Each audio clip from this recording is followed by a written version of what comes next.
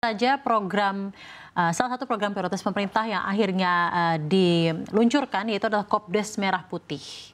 Bagaimana tanggapan Anda menilai peluang dibentuknya Kopdes Merah Putih dan harapannya mungkin Mas, apakah bisa menjadi distributor produk-produk pertanian? Bagaimana tanggapan Anda juga secara umum mengenai Kopdes Merah Putih? Ya, terima kasih Mbak Syafrina. Jadi mengenai Koperasi Merah Putih ini secara konseptual dari dasarnya itu kan memang kita adalah negara-negara saya bisa bilang yang berbasis pada rural living ya.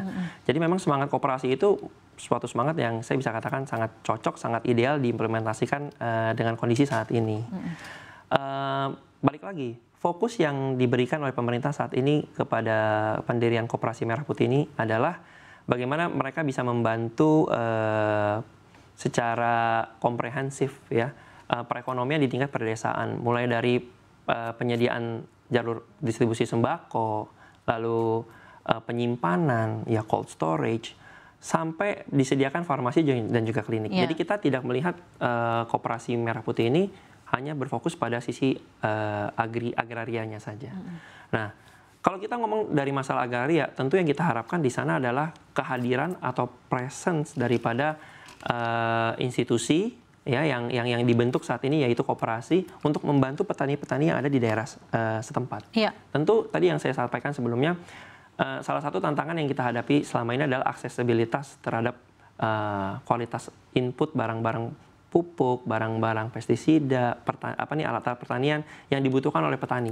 Terkadang itu tidak sampai ke area-area terpencil. Kita harapkan tentunya dengan adanya koperasi ini mereka bisa mewakili para produsen-produsen alat-alat ini, alat-alat pertanian maupun agri supply ini untuk bisa menjadi perpanjangan tangan ya kepada petani sehingga petani setiap kebutuhan yang diperlukan oleh petani dapat terpenuhi tepat waktu. Okay. Ya terutama kita kalau ngomong serangan OPT, serangan hama ini hampir sama dengan kita menjaga kesehatan ya. Jadi butuh penanganan yang tepat di waktu yang tepat. Jadi itu yang kita harus ensure bersama. Seberapa optimiskah Anda mengenai Kopdes Merah Putih untuk mendukung industri pertanian di Indonesia, Mas Dhani? Dengan konsep dan notes-notes tertentu mungkin dari pelaku swasta seperti apa? Ya, tentu yang saat ini kita pahami bersama yang mungkin sudah saya pelajari ya secara konsep, secara visi yang diberikan oleh pemerintah saat ini tentu saya cukup optimis ya. Bagaimana nantinya Koperasi Merah Putih ini diharapkan tadi bisa menjadi motor perekonomian di daerah perdesaan. Ya, yang kita tunggu saat ini adalah lebih ke arah teknis pengoperasian daripada Koperasi Merah Putih tersebut karena secara konsep baik implementasinya dan juga day to day basis operasionalnya. Betul.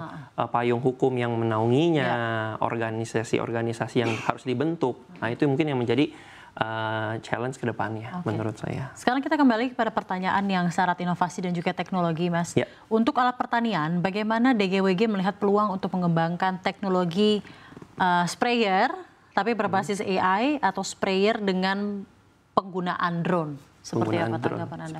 Oke.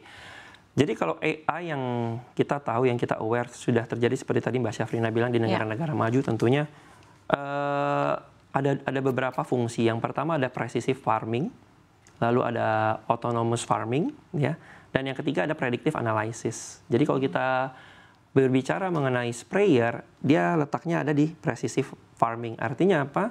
Artinya petani mengandalkan AI atau artificial intelligence untuk membantu mengevaluasi kondisi penanaman yang mereka lakukan.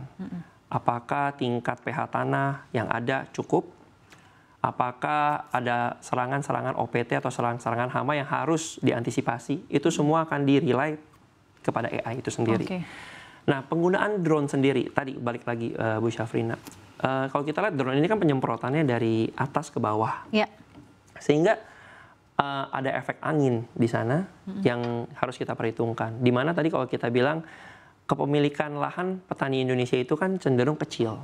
Dan kalau kita ke daerah pertanian itu yang kita bisa lihat adalah bahwa jarak antara satu lahan dengan yang lain itu cukup sempit. Ya. Dan terkadang antara petani yang satu dengan petani yang lain mereka menanam crop yang berbeda. Pun cropnya sama, varietasnya bisa berbeda, ataupun usia tanamnya bisa berbeda, gitu. Jadi kita selisih 1 minggu aja, stage yang ada di tanaman itu tentu berbeda. Nah, ketika kita pengaplikasian penyiraman atau pengaplikasian pestisida melalui drone, terkadang ketika terbawa angin, impact-nya bisa ke lahan-lahan yang ada di sekelilingnya. Nah, ini yang kita tidak mau adanya konflik ya di antara para petani. Jadi mungkin kalau saya bisa katakan tantangan terbesar ada di sana. Itu nomor 1. Lalu nomor 2, balik lagi, kita mesti lihat root cause-nya. Beberapa OPT itu lokasi hamanya, lokasi penyakitnya itu ada di pangkal tanaman atau di dekat akar. Sementara penyemprotan drone yang dari atas terkadang kurang efektif menjangkau sampai ke sisi tanaman yang di paling bawah. Nah, jadi perlu dilihat lagi jenis tanamannya, lokasi tanamannya. Tentunya apabila lokasi tanam dan yang lain-lain itu ideal, kita percaya bahwa penggunaan artificial intelligence seperti yang kita gunakan di aplikasi kita itu akan sangat banyak membantu proses pertanian di Indonesia. Oke, harapannya seperti itu ya, optimis. Tapi betul. Mas Dhani, sekarang mengenai affordabilitas produk-produk Anda, bagaimana strategi dari perusahaan Anda untuk mendukung petani kecil agar tentunya bisa mengakses produk pupuk dan pestisida Anda dengan harga yang terjangkau bagi mereka?